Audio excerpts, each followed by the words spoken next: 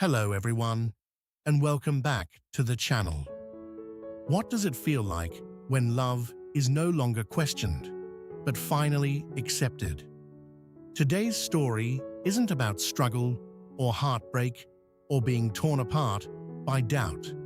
It's about something much rarer, the moment when two people are finally supported, understood, and allowed to be happy.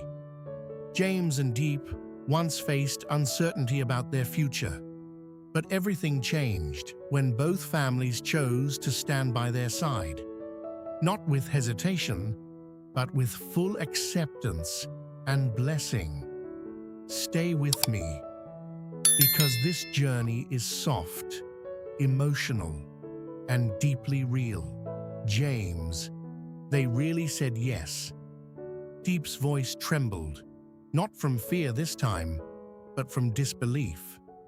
She stood in the middle of the living room, still holding her phone, eyes glistening as if she hadn't fully processed what had just happened. James looked at her for a second, almost frozen. "Both sides?" he asked quietly, like he didn't want to break the moment. Diep nodded, her lips curling into a smile that slowly grew brighter. "Both sides." There was a pause, and then everything changed. James let out a breath he didn't even realize he had been holding. He walked toward her, slower at first, then faster. "So, no more hiding, no more worrying." His voice softened. "No more," Diep whispered, and in the next second, she was in his arms. It wasn't dramatic, it wasn't loud, but it was everything they had been waiting for. For the first time, their love didn't feel like something fragile anymore. It felt real. The days that followed felt like a dream they were both afraid to wake up from. Planning the wedding wasn't stressful like people always said. It was exciting. Every small decision felt meaningful. "What about this dress?" Diep asked one afternoon, holding up her phone. James leaned over, pretending to study it seriously. I think it's beautiful." "You say that about everything," Diep laughed. "Because everything looks beautiful on you," James replied without hesitation. She rolled her eyes, but her cheeks turned slightly pink. Their conversations were filled with these small, effortless moments. Choosing flowers, picking the venue, discussing the guest list, even arguing over tiny details like what kind of cake to have, somehow turned into laughter. One evening, as they sat side by side going through invitation designs, Diep suddenly stopped. "James, I used to think we'd never get here." James didn't answer right away. He just reached for her hand. "I know," he said softly.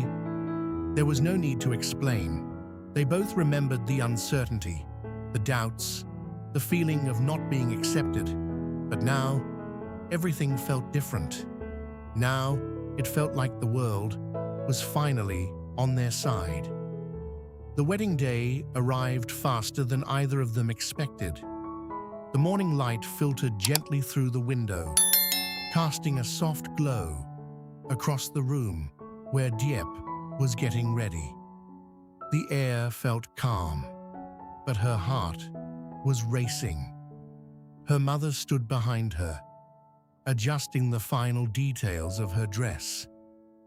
"You look beautiful," her mother said quietly. Diep looked at herself in the mirror.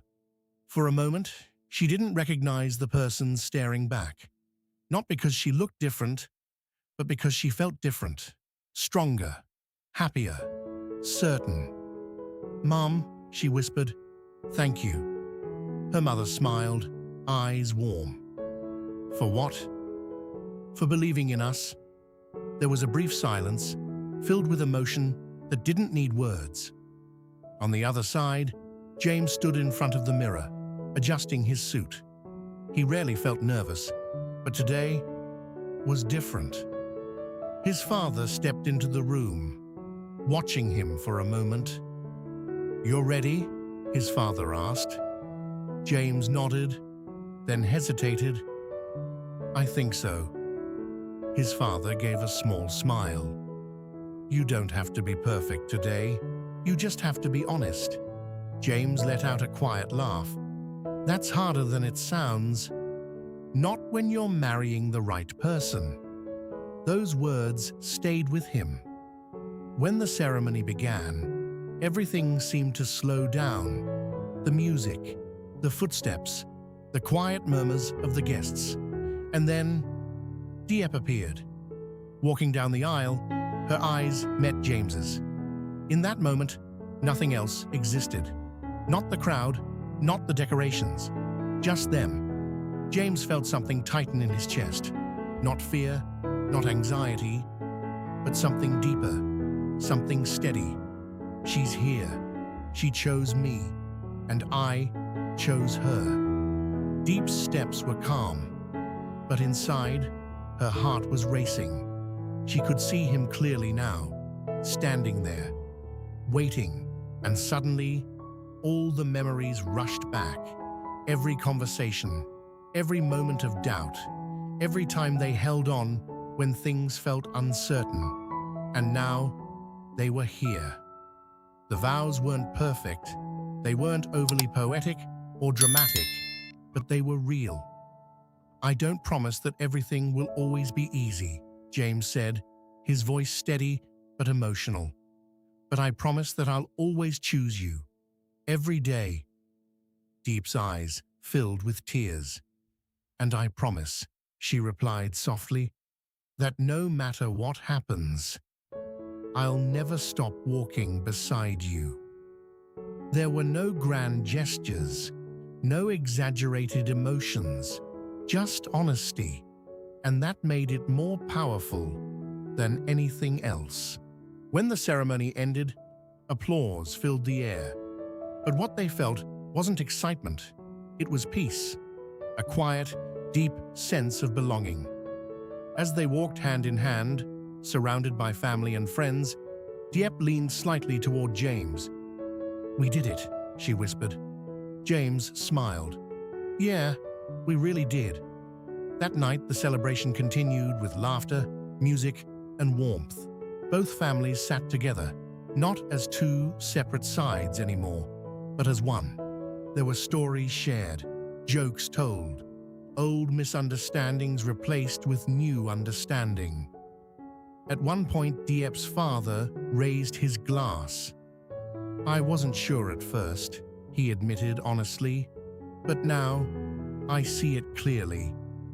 He looked at James, then at Diep. "You two belong together." The room fell quiet for a second. Then smiles spread across every face. James nodded respectfully. "Thank you." And for the first time, those words didn't feel like approval he had to earn. They felt like acceptance that was finally given. Later, when the guests began to leave and the night slowly settled, James and Diep found a quiet corner outside. The air was cool. The lights from the venue glowed softly behind them. Diep leaned her head on his shoulder. "Everything feels so calm now," she said. James nodded. "Yeah. No more tension, no more uncertainty, just calm." A few days later, they stood at the edge of something completely new. "Are you ready?" James asked, holding their luggage. Diep looked out at the view ahead of them, her eyes lighting up with excitement. More than ever, their honeymoon was about to begin.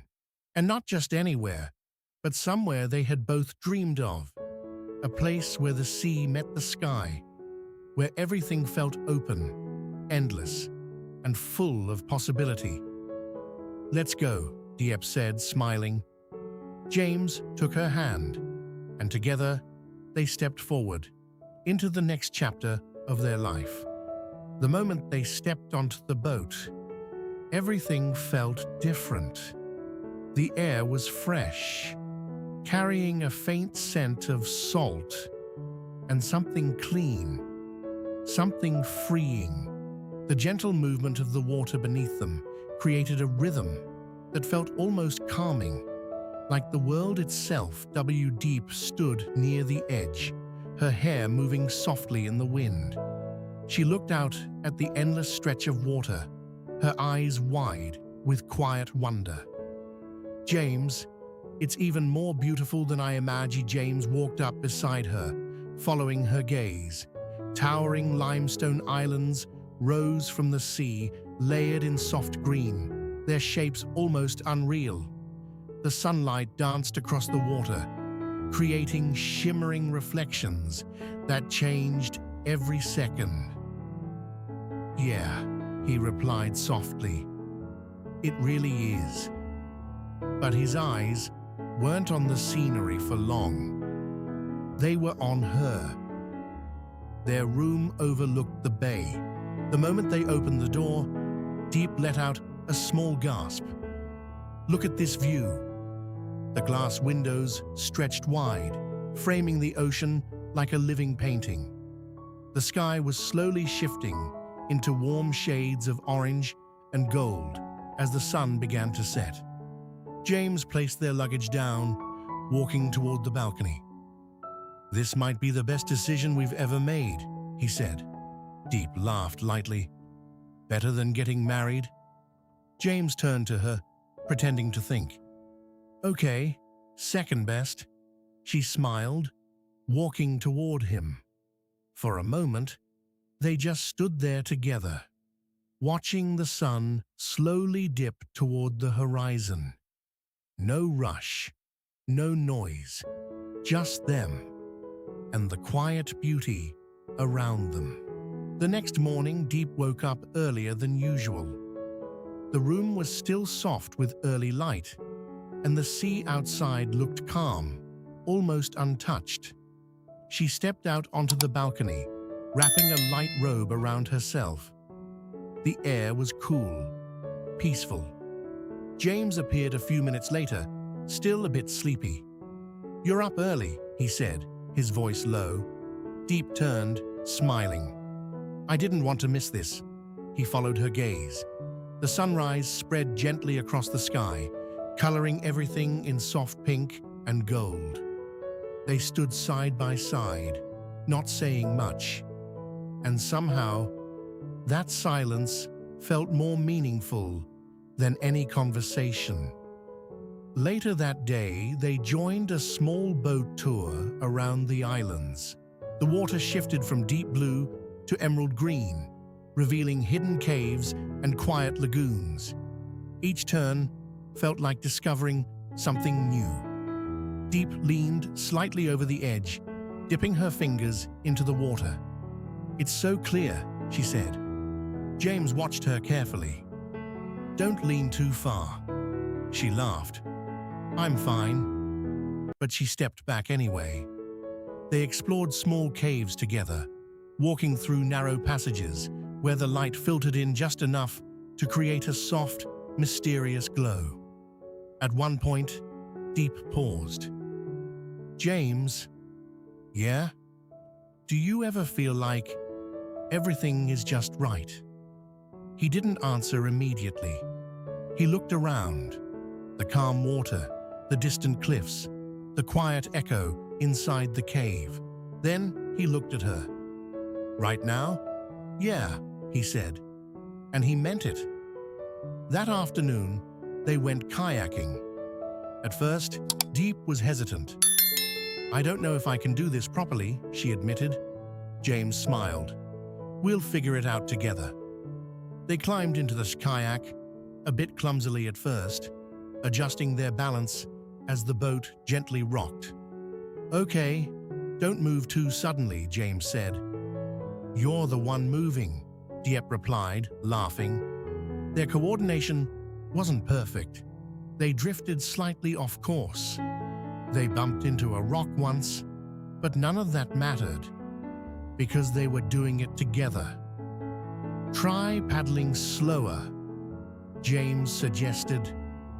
Diep adjusted her rhythm, and slowly, things began to sink. Left, right, left, right. The kayak moved more smoothly now, gliding across the water. Diep looked back at him. "We're getting better," James grinned. "Told you." It wasn't just about kayaking. It was about learning to move together, to adjust, to understand each other without needing too many words. As the day came to an end, they returned to the boat, tired but happy. That evening, dinner was set on the deck. Soft lights hung above, swaying gently in the breeze. The sound of the water against the boat created a calm, steady background. Diep sat across from James, watching as he poured her a drink. "You look really happy today," he said. "I am," she replied simply. There was no need to add more. He could see it, in the way she smiled, in the way she looked around, taking everything in the way she looked at him. After dinner, they moved to the front of the boat. The sky was now deep and dark, scattered with stars. The water reflected everything, making it feel like they were floating between two skies. Diep leaned against the railing.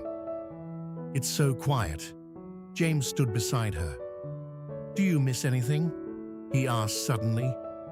Diep thought for a moment. Then she shook her head. "No," she said, and she meant it. Not the past, not the worries, not the uncertainty, because everything she needed was right here. The last day came too quickly. As they packed their things, Diep looked around the room one more time. "I don't want to leave yet," she admitted. James smiled gently. "We'll come back." She turned to him. "Promise?" "Promise."